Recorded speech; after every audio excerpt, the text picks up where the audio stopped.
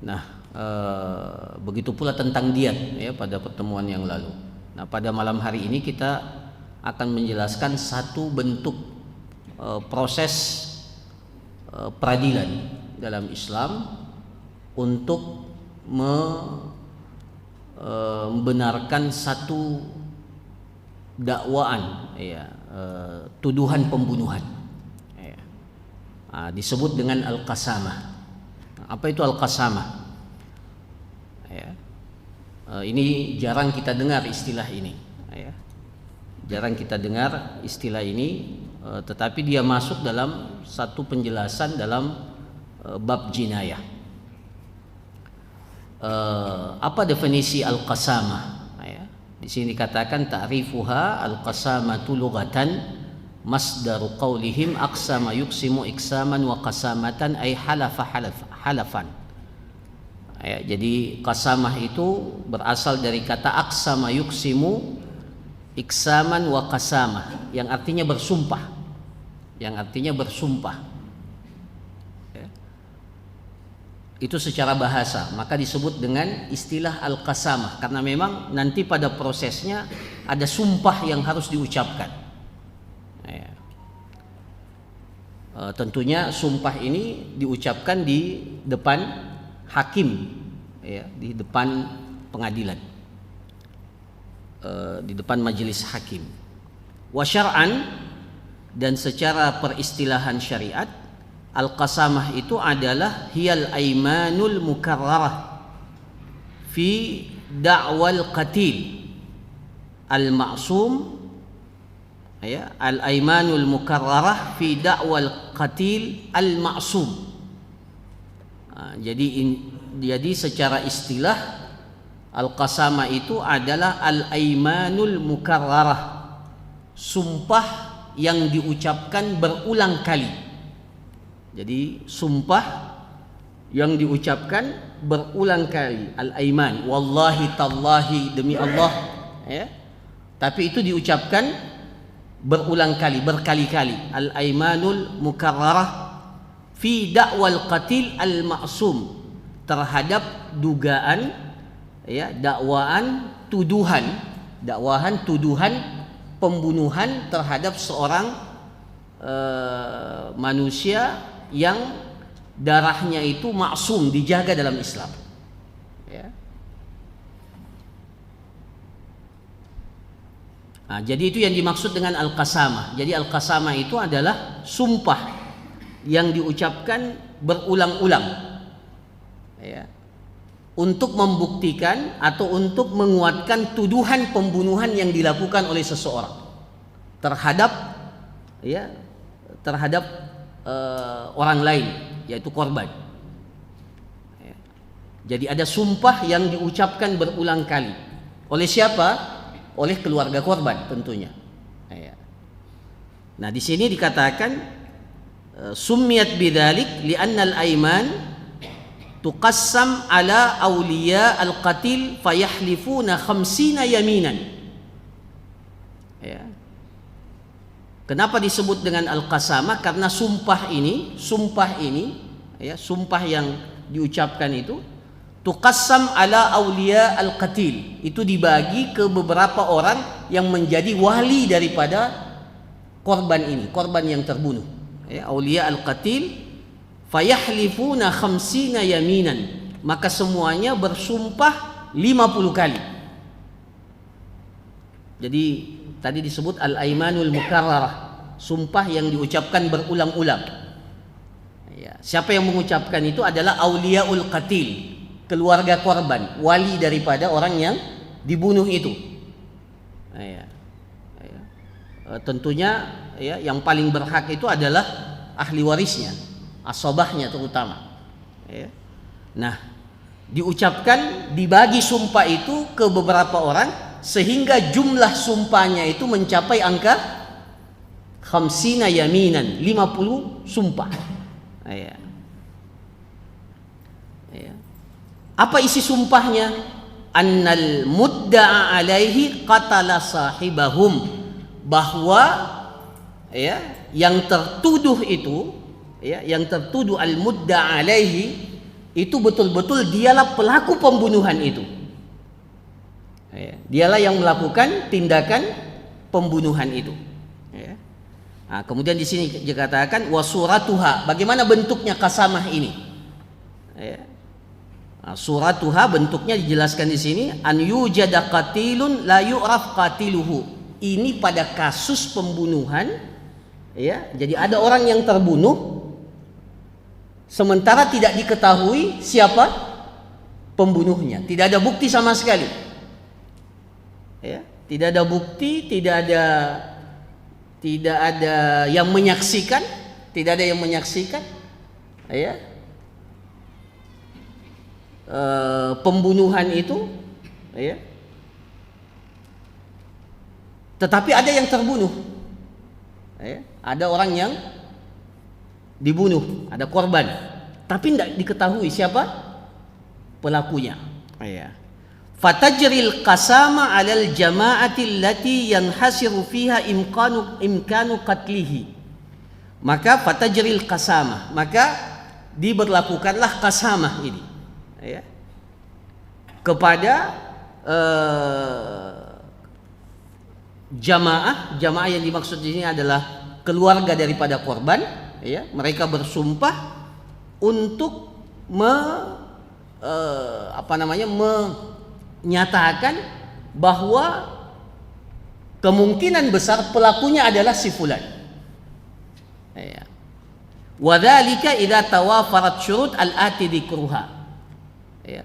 Apabila syarat-syarat yang akan kita sebutkan itu semuanya terpenuhi. Ya.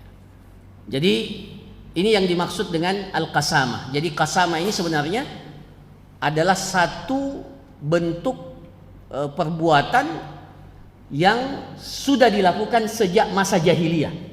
Jadi al-qasamah ini para jamaah sekalian adalah satu hal yang berlaku di masa jahiliyah, kemudian datang Islam dan kemudian ini kembali dikuatkan dalam Islam. Ya. Nah, bentuknya tadi sudah kita jelaskan, ada orang yang terbunuh tapi tidak diketahui siapa pembunuhnya. Ya. Ya. Tapi keluarga korban itu biasanya tahu, ya, itu biasanya tahu bahwa ini yang dibunuh ini, keluarganya ini itu punya masalah dengan siapa gitu, ya. Biasanya dia punya riwayat, ya. Nah, kemudian disepakati oleh keluarga korban kemungkinan pelakunya adalah si fulan, meskipun tidak ada bukti sama sekali. Nah, untuk membuktikan itu dibawalah ke pengadilan dan diperintahkan kepada keluarga korban ini untuk bersumpah 50 kali. Ini memang, ya, di luar kebiasaan, ya. Karena dalam sistem peradilan dalam Islam, pihak yang menggugat itu harusnya mendatangkan bukti. Rasulullah SAW bersabda, al-bayyinatu 'alal mudda'i wal yaminu 'ala man ankar. Itu kaidah dalam peradilan dalam Islam. Nanti juga insyaallah kita akan masuk dalam bab peradilan, ya. Insyaallah, ya. Di pelajaran yang akan kita pelajari, insyaallah ada bab tentang peradilan. Nah, dalam teori peradilan Islam, al-bayyinatu 'alal mudda'i. Kalau ada orang yang menggugat, mudda'i namanya, maka dia harus mendatangkan bayyinah. Apa itu bayyinah? Bukti yang kuat yang menegaskan bahwa tuduhannya itu benar. Ya. Nah, kalau dia tidak mampu mendatangkan bayyinah, maka berpindah ke al-mudda'a alaihi. Al-mudda'a itu, yang tertuduh itu cukup mengatakan, bersumpah apa yang dia tuduhkan itu tidak benar, selesai. Itu hukum asalnya dalam Islam, bahwa bukti itu harus didatangkan oleh siapa? Penggugat atau yang tergugat? Penggugat yang harus datang dengan bukti, karena dia yang menyebabkan, dia yang memulai persoalan itu, ya. Hukum asalnya kan orang tidak bertanggung jawab atas orang lain. Hukum asalnya ada namanya bara'atuz zimmah. Seseorang itu tidak memiliki keterkaitan dengan orang lain. Itu hukum asalnya. Maka ketika ada yang mengusik itu, maka yang mengusik itu harus datang dengan bukti. Ya, tiba-tiba saya datang ke pengadilan dan mengatakan, fulan dia berutang sama saya 100 juta. Ya, tiba-tiba saya mengusik si fulan dengan tuduhan dia berutang kepada saya 100 juta dan belum dibayarkan. Nah, ini kan tuduhan, gugatan. Nah, di peradilan Islam tidak boleh seorang hakim langsung memanggil yang tergugat. Tidak boleh. Ya, tidak boleh hakim memanggil yang tergugat kemudian dia bertanya, betul enggak kamu punya utang? Enggak begitu prosesnya dalam Islam. Hakim, qadhi harus meminta kepada yang menggugat itu, ya saya umpamanya, karena saya menggugat dia punya utang sama saya belum dibayar, qadhi harus meminta bukti dari saya. Mana buktinya bahwa betul-betul si fulan itu berutang kepada kamu? Itu namanya al-bayyinah alal mudda'i. Jadi yang wajib mendatangkan bukti itu siapa? Penggugat. Itu hukum asalnya. Tapi para jamaah sekalian, dalam qasamah itu tidak seperti ini. Ya. Al-qasamah, keluarga tidak punya bukti. Tapi mereka mengetahui betul bahwa korban ini punya masalah dengan seseorang dan mereka yakin betul meskipun tidak ada bukti. Maka untuk membuktikannya dalam Islam, Rasulullah SAW memerintahkan kepada pihak keluarga korban, berani tidak bersumpah berapa kali? 50 kali. Nah, nanti dijelaskan dalam hadis. Ya, 50 kali sumpahnya itu harus diulang-ulangi. Demi Allah, saya bersumpah bahwa si fulan yang melakukan tindakan pembunuhan, fulan harus ditunjuk bahkan. Dan harus hadir si fulan itu dalam majelis pengadilan. Nah, kita lanjutkan para jamaah sekalian, apa dalil pensyariatannya qasamah ini? Jadi sekali lagi, qasamah ini keluar dari kebiasaan yang berlaku. Karena Islam itu adalah agama yang menjaga darah manusia. Jadi nyawa manusia itu berharga dalam Islam, tidak boleh ditumpahkan begitu saja. Harus jadi satu nyawa melayang itu bukan perkara mudah dalam Islam. Tidak ditahu sebabnya, kenapa dia terbunuh. Tidak boleh dikatakan, oh ini kasusnya nggak jelas. Sebentar kita jelaskan, harusnya waliul amr, pemerintah itu harus turun tangan dalam kasus-kasus yang seperti ini. Tidak boleh dikatakan nggak jelas, gelap.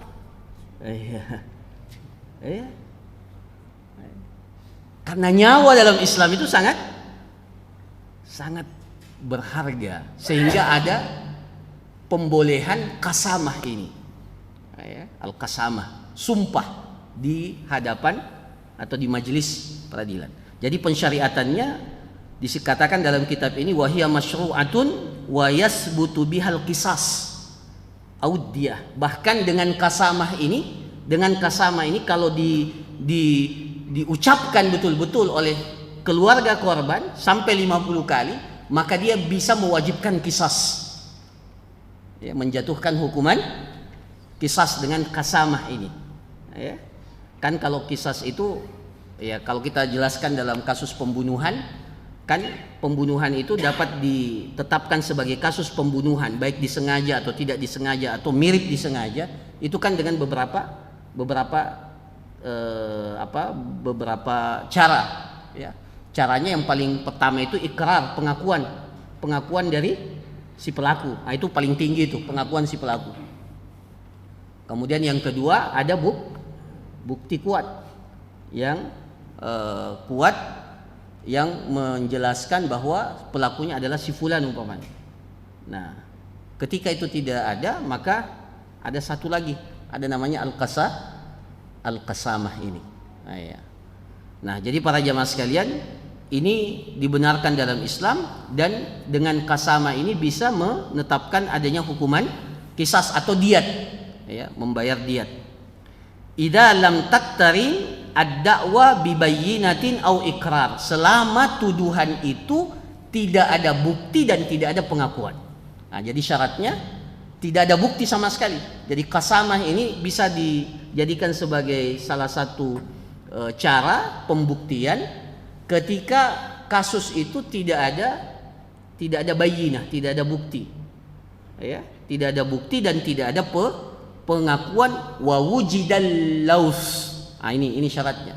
Wa wujidal laus. Apa itu laus? Dan terdapat al-laus, indikasi kuat.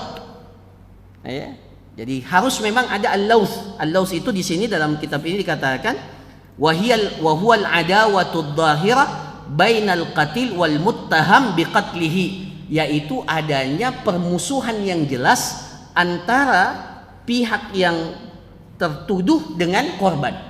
Jadi tidak boleh langsung tiba-tiba keluarga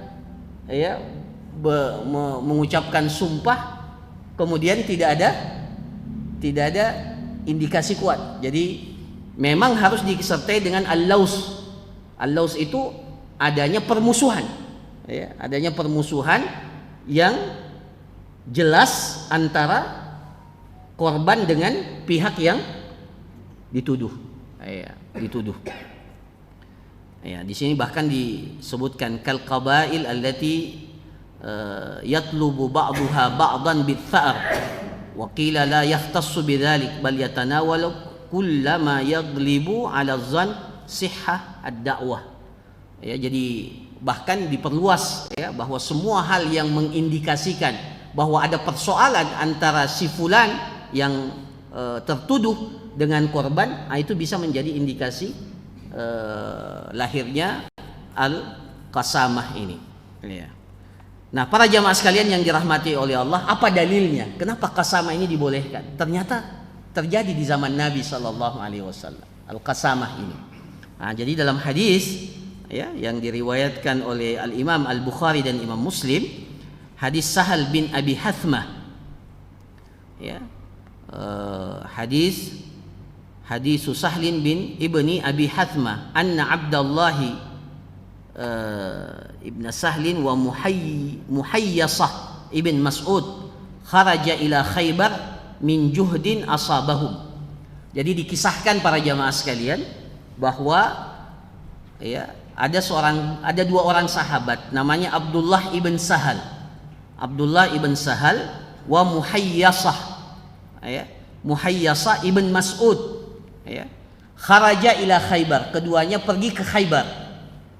Khaybar itu satu perkampungan yang mengarah ke negeri Syam, sekitar 170 kilo dari kota Madinah.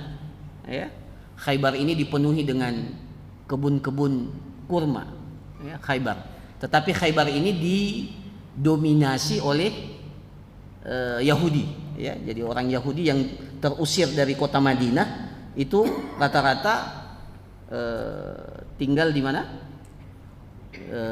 Mengungsinya ke Khaybar.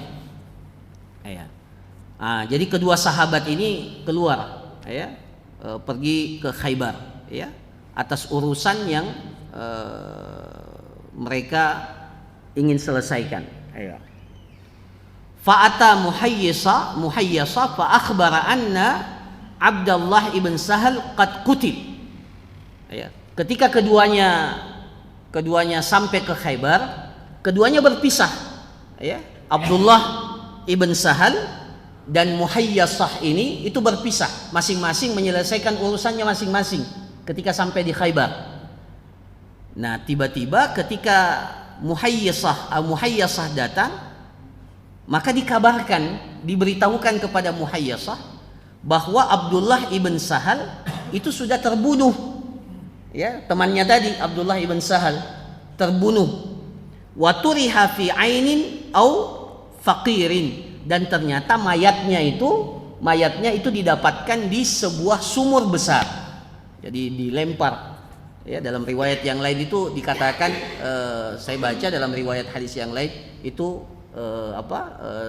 lehernya itu sudah ada luka, ya. Tapi tidak diketahui siapa pembunuhnya. Tiba-tiba didapatkan di sebuah sumur besar, ya, atau di mata air. Ya. Ya. Fa'ata Yahud faqala antum wallahi qataltumuhu. Maka Muhayyasah ini mendatangi orang Yahudi bahwa demi Allah kalian telah membunuh teman saya ini, ya. Wallahi, antum wallahi qataltumuhu, kalian telah melakukan pembunuhan kepada Abdullah ibn Sahal ini, teman orang ini. Faqalu wallahi ma qatalnahu. Orang Yahudi itu mengatakan, atau orang-orang Yahudi itu mengatakan, demi Allah kami tidak membunuh orang ini, ya. Summa akbala hatta ata ala qaumihi fadzakara lahum dzalika, ya. Kemudian singkat hadis ini katakan summa akbala hatta ata ala qaumi fadzakara lahum dzalik. Kemudian disampaikan hal ini kepada kaumnya, ya. Maka setelah itu ketika sampai ke kota Madinah, ya, aqbala huwa wa akhuhu Khuwaisah, ya, wa huwa akbaru minhu Abdurrahman ibn Sahal. Jadi 3 orang datang kepada Rasulullah sallallahu alaihi wasallam. Muhayyisah yang tadi menemani perjalanan ke Khaybar, kemudian ada saudaranya namanya Khuwaisah, ya. Dua-duanya adalah Ibnu Mas'ud, ya. Kemudian Abdurrahman ibn Sahal, saudara daripada Abdullah bin Sahal yang terbunuh. Jadi 3 orang ini datang kepada Rasulullah sallallahu alaihi wasallam.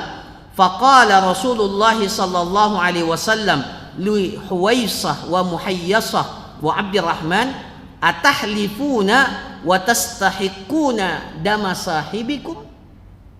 Jadi Rasulullah ketika 3 orang ini datang kepada Rasulullah SAW melaporkan kejadian itu, maka Rasulullah SAW mengatakan, atahlifuna, mau enggak kalian bersumpah? Atahlifun, mau enggak kalian bersumpah? Watastahiquna dama sahibikum, yang dengan sumpah ini kalian dapat menuntut balas darah daripada saudara kalian yang terbunuh itu, ya. Jadi Rasulullah menawarkan, kalian berani tidak bersumpah? Dengan sumpah itu kalian bisa menuntut balas atas darah, ya, saudara kalian itu, ya. Wa fi rifayatin ta'tuna bil bayyinah. Dalam riwayat yang lain dikatakan, Rasulullah mengatakan, punya bukti tidak?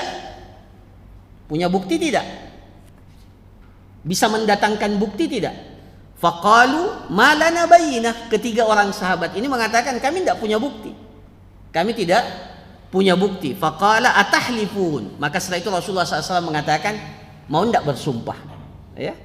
Mau tidak bersumpah. Jadi Rasulullah SAW menawarkan qasamah ini, atahlifun.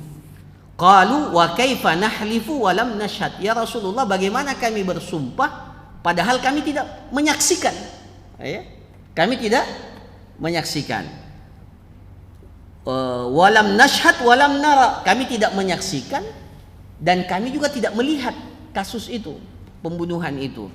Qala fatahlifu lakum yahud. Kalau kalian tidak mau bersumpah, maka yang bersumpah itu orang Yahudi, ya.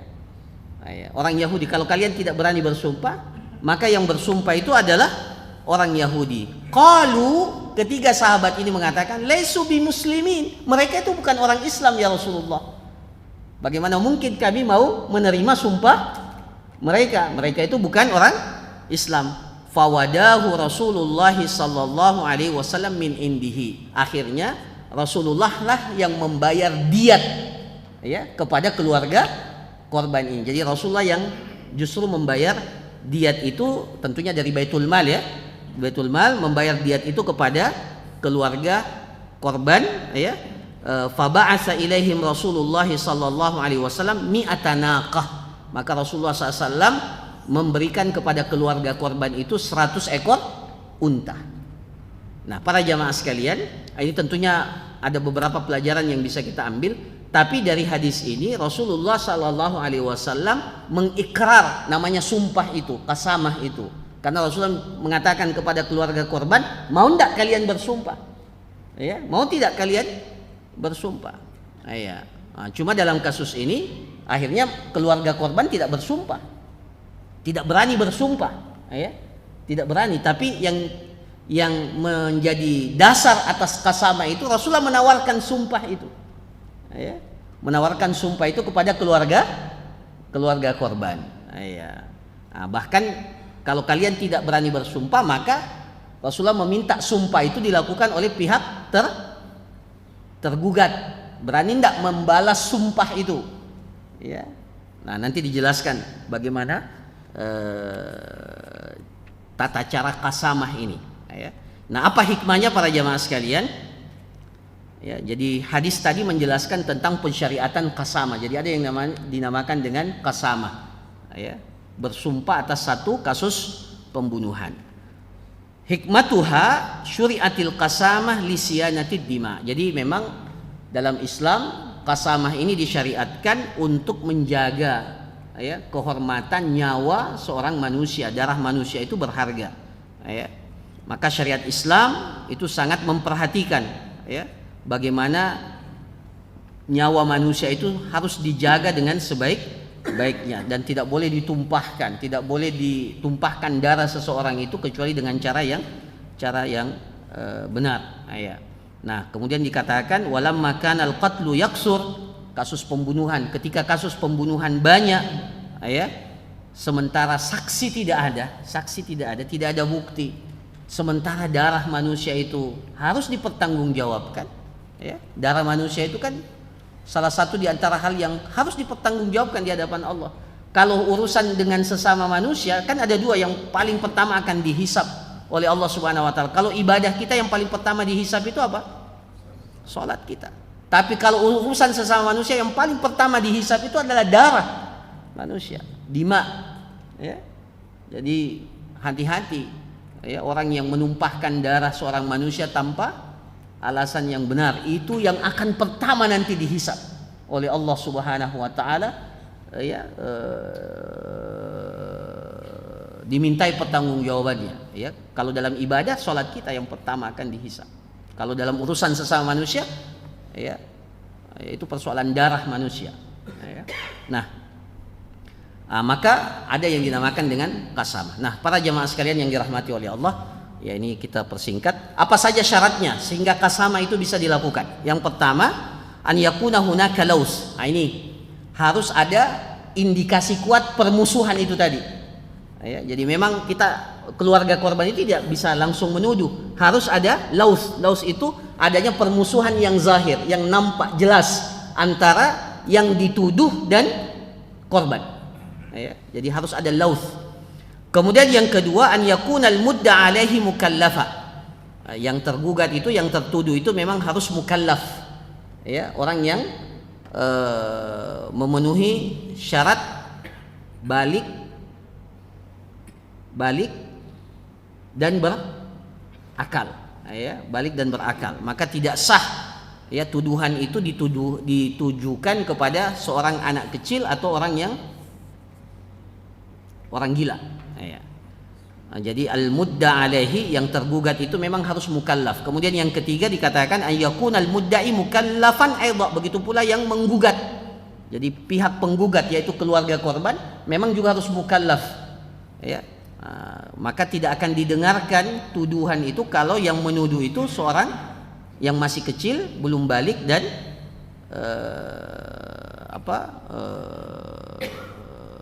orang gila. Nah, kemudian yang keempat, an yakunal mudda alaihi muayyanan. Nah, ini yang berat. Bahwa yang dituduh itu harus memang ditentukan, muayyan. Harus ditentukan, ya. Fala tuqbalud da'wa ala shakhsin mubham. Jadi tidak boleh disebut oknum.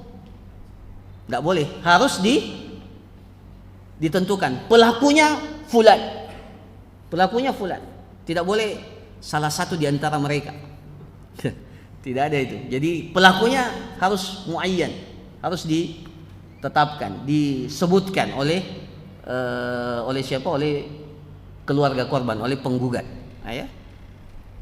Kemudian yang kelima, imkanul qatli minal mudda alaihi. Memang ada kemungkinan ya bahwa yang tertuduh itu melakukan tindakan pembunuhan itu. Ya. Ya, jadi memang ada kemungkinan, ada indikasi bahwa ya ada hal yang mendukung bahwa si tergugat itu memungkinkan untuk melakukan tindakan pembunuhan itu. Fa illam yumkin minhul qatl li bu'dihi an makanil hadis waqta wuqu'ihi wa nahwa dhalik lam tusma'ad da'wah. Tapi kalau yang tertuduh itu ya secara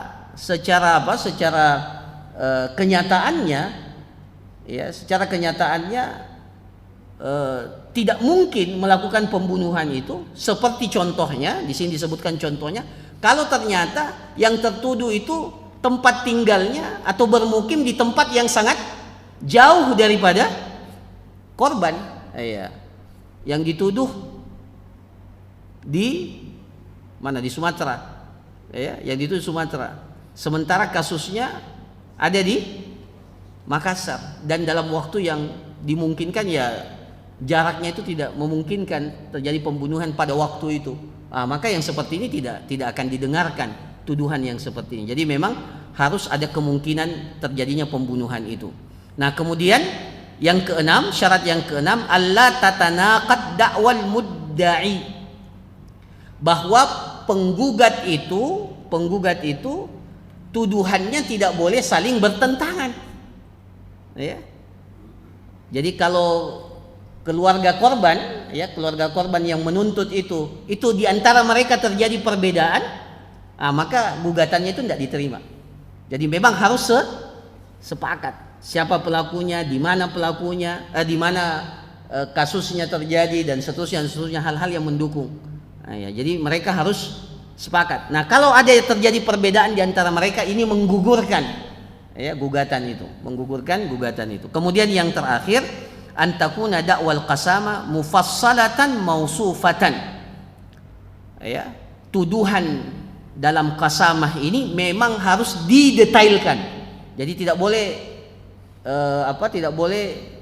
bersifat umum. Antakuna da'wal qasamah mufassalatan mausufa. Jadi harus detail dan harus dijelaskan dengan rinci. Di sini bahkan dikatakan fayaqul ad-da'i, ya, fayaqul ad-da'i anna hadza qatala wali fulan ibn fulan amdan, ya, wa yasifu amdan au shibha amdin au khata wa yasifu al-qatl.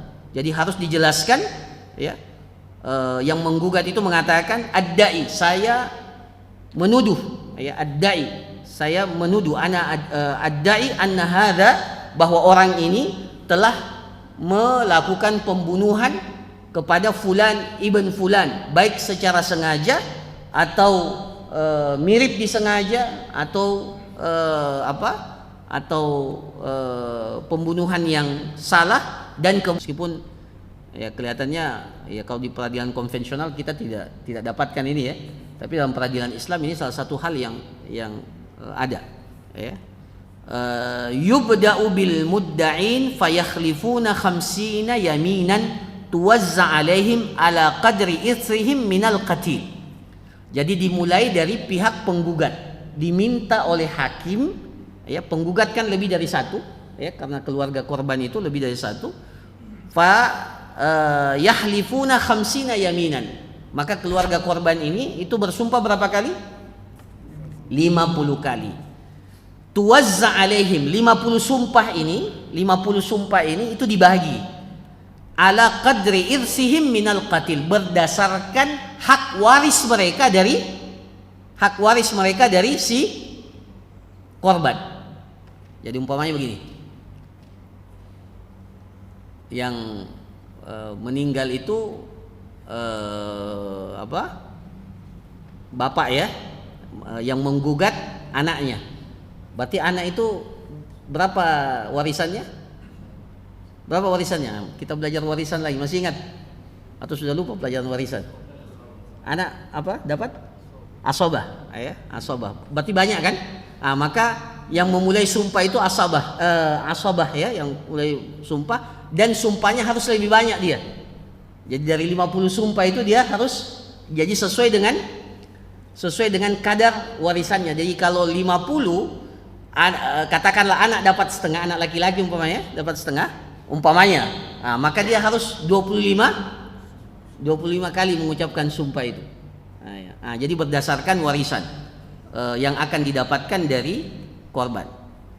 Apa sumpahnya? 50 sekali sumpah itu menyebutkan anna fulanan huwal ladzi qatalah, bahwa si fulan dialah pembunuhnya. Itu isi sumpahnya. Wa yakunu dzalika bihuduril mudda alaihi, dan itu harus menghadirkan yang tertuduh, yang dituduh membunuh, harus. Ya. Jadi tidak boleh tidak hadir. Jadi harus didatangkan si karena ini kasus pembunuhan. Kasus pembunuhan, maka mudda alaihi, yang tergugat itu, yang tertuduh itu harus hadir di majelis pengadilan. Liqaulihi, tadi disebutkan berdasarkan sabda Rasulullah SAW pada hadis Ibni Abi Hathma al-Madi, atastahiqquna ad-diyah bi aymani khamsina minkum afatastahiqquna ad-diyah bi aymani khamsina minkum. Dalam riwayat yang lain, kalian bisa mendapatkan diat, diat kalau kalian itu bersumpah sebanyak 50 kali.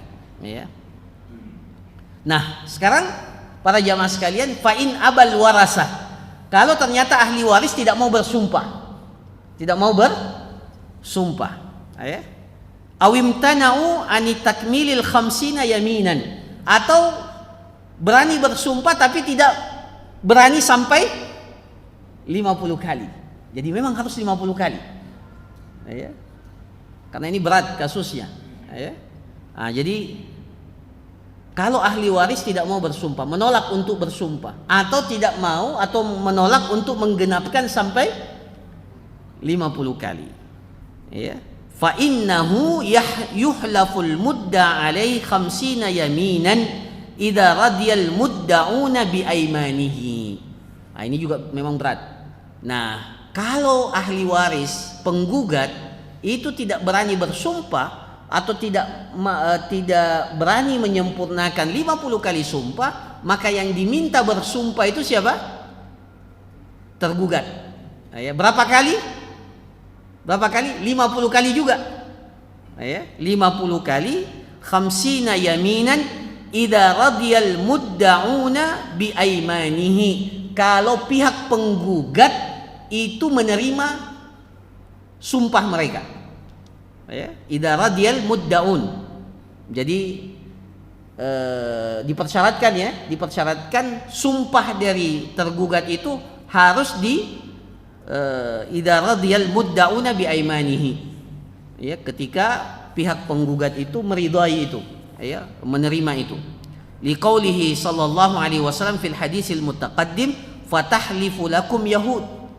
Jadi Rasulullah SAW dalam hadis atau kasus Abdullah ibn Sahal yang terbunuh itu, Rasulullah menjelaskan kepada saudara Abdullah ibn Sahal, kepada keluarganya yang menggugat, kalau kalian tidak mau bersumpah, maka yang diminta sumpah itu adalah orang-orang Yahudi itu. Nah, kemudian dikatakan walam yurdu laisu faqalu laysu binusu wa lam yuddu bi aymanihim fa idza halafa, kalau yang tergugat itu bersumpah bari, maka tuduhan itu tidak benar.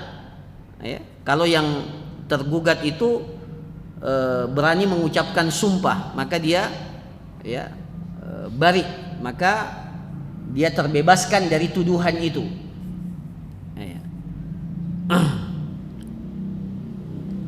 Wa illam yarda al mudda'una bi tahlifil mudda'a alaihi, tapi para jamaah sekalian, tapi kalau ternyata pihak keluarga korban atau penggugat itu tidak mau menerima sumpah dari tergugat, jadi dia menolak. Jadi seperti dalam hadis tadi ya. Maka fadal imam al-qatil biddiyah min baitil mal.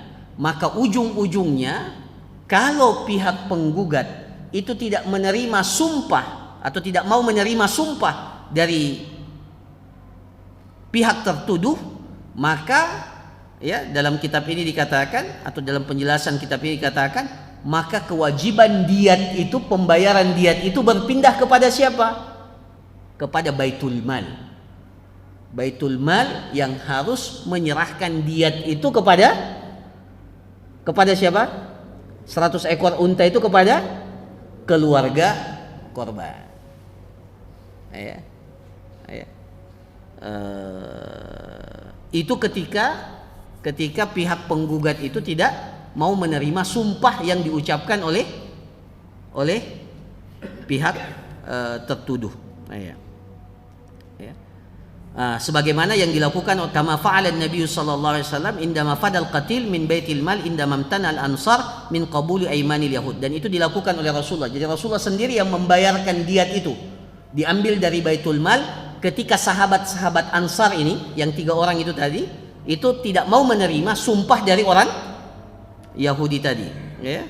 Li'annahu lam yabqa sabilul li isbatid dam 'ala al-mudda 'alaihi fawajaba al-ghurmu min baitil mal. Karena tidak mampu dibuktikan kasus pembunuhan ini, maka diatnya, ini luar biasa ya. Diatnya itu dibebankan kepada siapa? Kepada negara. Jadi kepada Baitul Mal ya. Kalau sekarang kita bicaranya negara yang harus menanggung itu. Harusnya seperti itu, karena tidak mampu. Pertama, kalau terjadi kasus pembunuhan berarti keamanan tidak stabil namanya ada, dan tidak bisa dibuktikan kasamahnya tidak bisa dibuktikan. Maka kewajiban membayar diat ini kepada keluarga korban itu dibebankan kepada siapa? Kepada Baitul Mal, seperti yang dilakukan oleh Rasulullah sallallahu alaihi wasallam. Supaya apa? Para jamaah sekalian, ini pesannya, li'alla yadhi' damul ma'sumi hadaran, supaya darah manusia yang tertumpah itu tidak pergi begitu saja sia-sia. Karena dalam Islam nyawa itu luar biasa berharganya, tidak boleh jadi harus ada kompensasi. Kalau tidak diketahui siapa pelakunya, tidak boleh. Bahkan negara diam-diam saja, tidak boleh. Harus turun tangan, minimal memberikan apa istilahnya kepada keluarga, harus 100 ekor unta harusnya. Nah ini ditutup dengan penjelasan, dan ini masya Allah ini bisa kita petik betapa Islam itu agama yang sempurna. Nah di sini di poin terakhir dikatakan, waman qutila fi ziham fa innahu tudfa'u diyatuhu min baitil mal. Kalau terjadi ziham itu apa? Seperti apa namanya? Kerumunan orang berkumpul jumlah orang yang banyak. Kemudian ada yang meninggal karena akibat jumlah orang yang banyak berdesak-desakan, ada yang meninggal. Maka dalam kitab ini katakan penjelasan para ulama kita, diatnya itu harus diambil dari Baitul Mal. Dan saya kira sama juga ini dengan kasus bencana alam yang akibat kelalaian manusia. Harusnya begitu juga. Kan tidak ditahu siapa, tapi jelas ada kelalaian di situ. Harusnya itu tidak boleh, harus bertanggung jawab. Ini kalau ada kerumunan orang yang banyak kemudian ada yang meninggal. Dalam penjelasan para ulama itu harus dibayarkan diatnya. Diatnya diambil dari mana? Dari Baitul Mal. Jadi negara, pemerintah harus bertanggung jawab. Apa dalilnya? Lima rawa an Aliyin radhiyallahu an annahu qala li Umar fi rajulin kutila fi zihamin nas bi Arafah. Bayangkan, ini di zaman Umar ini. Ya. Di zaman Umar. Masya Allah, Umar itu radhiyallahu anhu. Itu pernah berkata, kalau ada seekor unta tergelincir di sungai Efrat, saya khawatir jangan sampai saya ditanya oleh Allah. Jangankan satu nyawa manusia, tergelincir saja satu ekor binatang, Umar itu merasa bersalah kalau ada yang ada binatang yang tergelincir di Nahru Furat. Nahru Furat itu sungai Efrat yang ada di Irak. Umar ada di Madinah. Nah, di zaman Umar dikatakan lima ruwiya an Ali, dari Ali bin Abi Thalib radhiyallahu an, annahu qala li Umar fi rajulin kutila fi zihamin nas bi Arafah, seseorang yang meninggal dunia akibat kerumunan orang pada saat wukuf di Arafah. Ini orang ibadah. Ya biasa ya kalau haji kan, haji orang berkerumun, pas biasanya ada. Jadi korban gara-gara haji itu bukan saja sekarang, dari dulu sudah ada. Namanya orang berkumpul, ya. Nah itu di zaman Umar ada seorang yang meninggal dunia akibat kerumunan orang yang sangat banyak pada hari Arafah. Ya, maka Ali bin Abi Thalib mengingatkan Umar, ya Amirul Mukminin, la yutallu damu mri'in muslim. Wahai Amirul Mukminin, tidak boleh disia-siakan, tidak boleh dibiarkan darah seorang muslim. Ali bin Abi Thalib mengingatkan Umar bin Khattab, ini darah seorang muslim. Bukan darah di sini maksudnya nyawa ya. Nyawa seorang muslim ini tidak boleh dibiarkan begitu saja. La yutal, ya, tidak boleh dibiarkan begitu saja. Ya. In alimta qatilahu, kalau engkau tahu siapa pembunuhnya. Kalau engkau tahu siapa pembunuhnya, maka nyawa orang ini tidak boleh dibiarkan. Kalau engkau tahu pembunuhnya, maksudnya dituntut pembunuhnya, ya, siapa yang melakukan, siapa yang bertanggung jawab atas pembunuhan itu. Wa illa, maaf, ini orang kutil dibunuh ya, maaf, bukan gara-gara apa? Bukan gara-gara berdesakan, maaf. Ya, di saat kerumunan orang banyak ada yang terbunuh, ada yang terbunuh. Kutila fi zihamin nas bi Arafah, ya Amir, la yutal damu mri'in muslim in alim tilahu, kalau engkau tahu siapa pembunuhnya. Wa illa, kalau engkau tidak tahu siapa pembunuhnya, fa'ati diyatahu min baitil mal, maka serahkan diatnya dari mana? Dari baitul mal. Jadi kalau ada kasus-kasus pembunuhan yang tidak diketahui siapa pembunuhnya, maka seharusnya diatnya itu diambil dari mana? Dari baitul mal. Saya kira demikian para jamaah sekalian apa yang dapat disampaikan, mudah-mudahan bermanfaat. Kalau ada pertanyaan sebelum kita tutup saya persilahkan.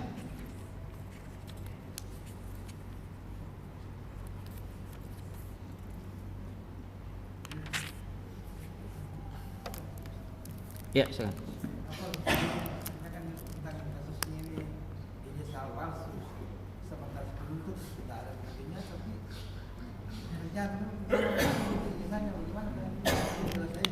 Iya, kita bicara tentang darah ini, bukan tentang ijazah. Ya, tidak ada hubungannya. Ya. Yang dimaksud di sini, kenapa sampai seperti itu? Boleh dengan sumpah, karena memang darah manusia itu, nyawa manusia dijaga dalam Islam. Ya. Ya. Tidak ada hubungannya dengan kasus yang disebutkan. Wallahu a'lam. Ya. Ya. Tapi tidak tahu kenapa berlarut-larut itu kasus ijazah ini. Padahal pembuktiannya mudah kan? Harusnya mudah enggak? Nah, ya. Kenapa dipersulit? Ya, silakan.